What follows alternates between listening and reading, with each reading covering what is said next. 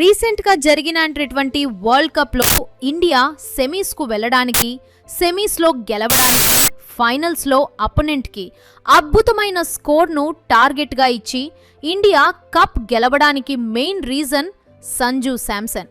New Zealand తో జరిగిన T20 series లో ఘోరంగా ఫెయిల్ అయ్యి టీ20 వరల్డ్ కప్ లో బెంచ్ కే పరిమితమైన సంజు తనకు దొరికిన ఒకే ఒక్క అవకాశంతో తానేంటో నిరూపించుకొని ఈ వరల్డ్ కప్ కు హీరో అయిపోయాడు. దాంతో ఒకప్పుడు సంజు టీంలో వద్దు అని చెప్పిన వాళ్లే ఇప్పుడు సంజు ఈజ్ గ్రేట్ అని పొగుడుతున్నారు. అయితే అసలు సంజు బ్యాక్గ్రౌండ్ ఏంటి? క్రికెట్లోకి ఎలా వచ్చాడు? సంజు కోసం అతని తండ్రి నిజంగానే పోలీస్ ఉద్యోగాన్ని వదిలేశాడా? వరుసగా ఫెయిల్ అవుతున్న సంజుని మళ్లీ ఫామ్లోకి తీసుకొచ్చింది ఎవరు? ఈ వరల్డ్ కప్లో సంజు ఎన్ని రికార్డులు బద్దలు కొట్టాడు అనే విషయాలను ఈ వీడియోలో మీకు చెప్పబోతున్నాను. మీలో సంజు శాంసన్ అంటే ఎంతమందికి ఇష్టమో కామెంట్ చేసి వీడియోని చివరి వరకు చూడండి. సంజు శాంసన్ కథ నిజానికి కేరళలో మొదలవ్వలేదు. అది మన దేశ రాజధాని ఢిల్లీలోని ఇరుకైన వీధుల్లో ప్రారంభమైంది. సంజు నవంబర్ 11, 1994న కేరళలోని తిరువనంతపురం దగ్గరలో ఉన్న పులివిల్లాలో జన్మించినప్పటికీ అతని బాల్యమంతా ఢిల్లీలోనే గడిచింది. అతని తండ్రి శాంసన్ విశ్వనాథ్ ఢిల్లీ పోలీస్లో కానిస్టేబుల్గా పనిచేసేవారు. ఆయన స్వతహాగా ఒక ఫుట్బాల్ ప్లేయర్ అయినప్పటికీ తన కొడుకులలో ఒక గొప్ప క్రికెటర్ను చూడాలని ఆయన కలలు కన్నారు. సంజు మరియు అతని అన్నయ్య శాలీ శాంసన్ ఇద్దరూ కలిసి ఢిల్లీ గల్లీలలో క్రికెట్ ఆడుతూ ఉండేవారు. వారిలో ఉన్న కజిని చూసి తండ్రి వారిని యశ్పాల్ అనే కోచ్ దగ్గర క్రికెట్ ట్రైనింగ్లో చేర్పించారు. అలా ఉదయం ప్రాక్టీస్, మధ్యాహ్నం స్కూల్, మళ్లీ సాయంత్రం ఆట, డైలీ ఇదే సంజు దినచర్యగా మారింది. అయితే ఢిల్లీ అండర్ 13 సెలక్షన్ల సమయంలో సంజుకు ఒక చేదు అనుభవం ఎదురైంది. అక్కడ ఉన్న రాజకీయాలు మరియు అవకతవకల వల్ల సంజుకు ప్రతిభ ఉన్నా జట్టులో చోటు దక్కలేదు. ఇది చూసిన తండ్రి విశ్వనాథ్ గుండె రగిలిపోయింది. తన కొడుకు భవిష్యత్తు కోసం ఆయన ఒక సంచలన నిర్ణయం తీసుకున్నారు. తనకున్న ప్రభుత్వ ఉద్యోగానికి వాలంటరీ రిటైర్మెంట్ ఇచ్చేసి కుటుంబంతో సహా కేరళకు వెళ్లిపోయారు. ఒక మధ్యతరగతి కుటుంబంలో స్థిరమైన ఉద్యోగాన్ని వదిలేయడం అంటే అది ఎంతటి రిస్కో మనందరికీ తెలుసు. కానీ కొడుకు కల కోసం ఆ తండ్రి ఆ రోజుల్లోనే సాహసం చేశాడు. కేరళకు వెళ్లిన తర్వాత సంజు తిరువనంతపురంలోని మెడికల్ కాలేజ్ గ్రౌండ్లో బీజూ జార్జ్ దగ్గర ట్రైనింగ్ తీసుకోవడం స్టార్ట్ చేశాడు. అక్కడ సరైన సౌకర్యాలు లేకపోయినా, వర్షం పడుతున్నా సంజు ఏ రోజూ తన ప్రాక్టీస్ను ఆపలేదు.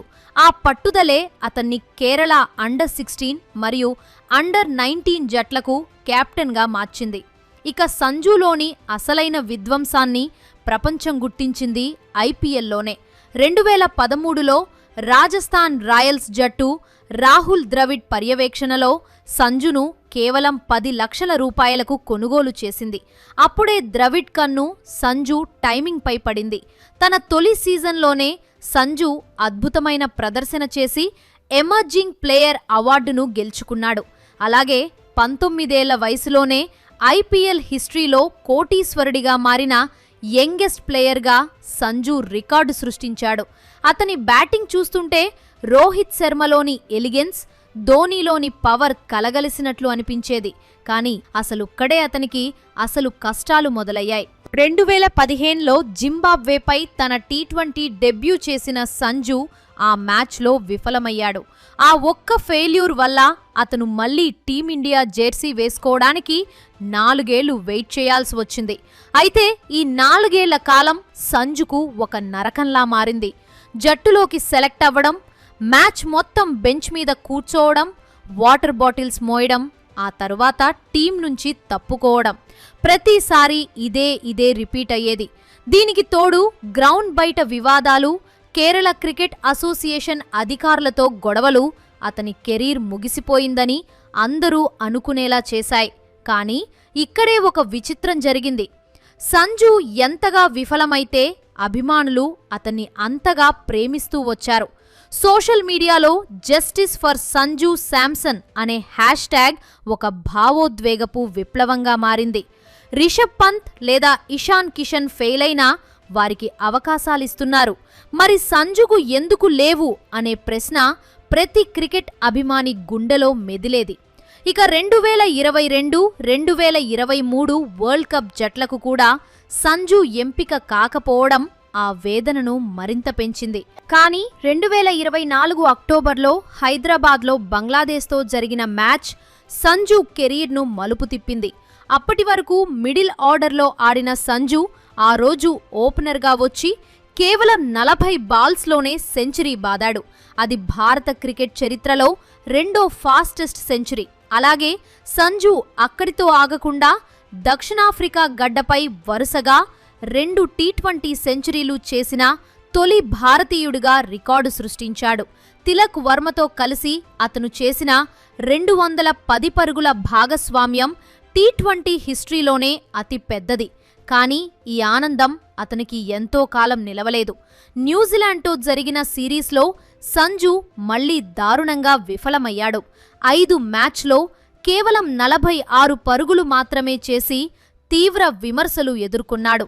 అలాగే తన సొంత గ్రౌండ్ అయిన తిరువనంతపురంలో కేవలం 6 పరుగులకే అవుటై లక్షలాది మంది అభిమానులను నిరాశపరిచాడు.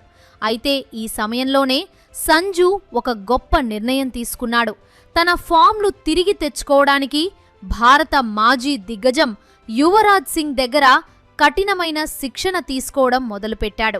యువరాజ్ తండ్రి యోగ్రాజ్ సింగ్ శైలిలో ఉండే ఆ హార్డ్ ట్రైనింగ్ సంజును శారీరకంగా మరియు మానసికగా సిద్ధం చేసింది. 2026 టీ20 వరల్డ్ కప్ ప్రారంభమైనప్పుడు సంజు మొదటి కొన్ని మ్యాచ్లో బెంచ్ మీద ఉన్నప్పటికీ కీలక సమయంలో అతనికి అవకాశం వచ్చింది. వెస్టిండీస్తో జరిగిన ఒక కీలక మ్యాచ్లో 196 పరుగుల భారీ లక్ష్యాన్ని ఛేదించే క్రమంలో సంజు 50 బాల్స్లో 97 రన్స్ చేసి నాట్అవుట్గా నిలిచి టీం గెలిపించాడు. ఈ ఇన్నింగ్స్తో అతను విరాట్ కోహ్లీ రికార్డును కూడా అధిగమించి టీ20 వరల్డ్ కప్ చేజింగ్లో భారత తరపున అత్యధిక వ్యక్తిగత స్కోరుగా నిలిచింది. ఇక సెమీఫైనల్లో ఇంగ్లండ్పై సంజు 42 బాల్స్లో 89 రన్స్ చేసి మళ్లీ ప్లేయర్ ఆఫ్ ది మ్యాచ్ అవార్డును గెలుచుకున్నాడు. ఇక అహ్మదాబాద్లో జరిగిన ఫైనల్ మ్యాచ్ సంజు కెరీర్లోనే ఒక మరుపురాని ఘట్టంగా చెప్పుకోవచ్చు. న్యూజిలాండ్పై అతను 46 బాల్స్లో 89 రన్స్ చేసి వరల్డ్ కప్ ఫైనల్ చరిత్రలోనే అత్యధిక వ్యక్తిగత స్కోరు సాధించిన బ్యాటర్గా రికార్డ్ సృష్టించాడు. అలా సంజు ఈ టోర్నీలో మొత్తం 321 పరుగులు సాధించి ముచ్చటగా 24 సిక్సర్లు బాదిన సంజు ప్లేయర్ ఆఫ్ ది టోర్నమెంట్గా నిలిచాడు. అలాగే విరాట్ కోహ్లీ యొక్క 319 పరుగుల రికార్డును కూడా అతను బద్దలు కొట్టాడు. అలా బెంచ్ మీద నుంచి వచ్చి ఏకంగా వరల్డ్ కప్ విజేతగా నిలబెట్టడం అనేది సంజు శాంసన్ యొక్క అద్భుతమైన సంకల్పానికి నిదర్శనం. చివరిగా సంజు శాంసన్ జీవితం మనకొక గొప్ప పాఠాన్ని నేర్పిస్తుంది. టైం ఎప్పుడూ ఒకేలా ఉండదు. మనల్ని తక్కువ చేసి చూసిన వారు కూడా మన విజయాన్ని చూసి చప్పట్లు కొట్టే రోజు వస్తుంది. తండ్రి చేసిన త్యాగం, అభిమానులు చూపిన అచంచలమైన నమ్మకం మరియు తనపై తాను ఉంచుకున్న ఆత్మవిశ్వాసం సంజును ఈ రోజు ఈ స్థితిలో నిలబెట్టాయి. ఓటమిని చూసి భయపడేవారికి, అవకాశాలు రావడం లేదని బాధపడేవారికి సంజు ఒక స్ఫూర్తి. అతను కేవలం ఒక క్రికెటర్ మాత్రమే కాదు, ఒక పోరాట యోధుడు. సింహం 2 అడుగులు వెనక్కి వేసింది అంటే అది పంజా విసరడానికే అని సంజు మరోసారి నిరూపించాడు. సో ఇది ఫ్రెండ్స్, ఈ వీడియో మీకు నచ్చితే ఒక లైక్ చేసి ఇలాంటి మరెన్నో ఇంట్రెస్టింగ్ వీడియోస్ కోసం మా ఛానల్ను సబ్స్క్రైబ్ చేసుకోండి.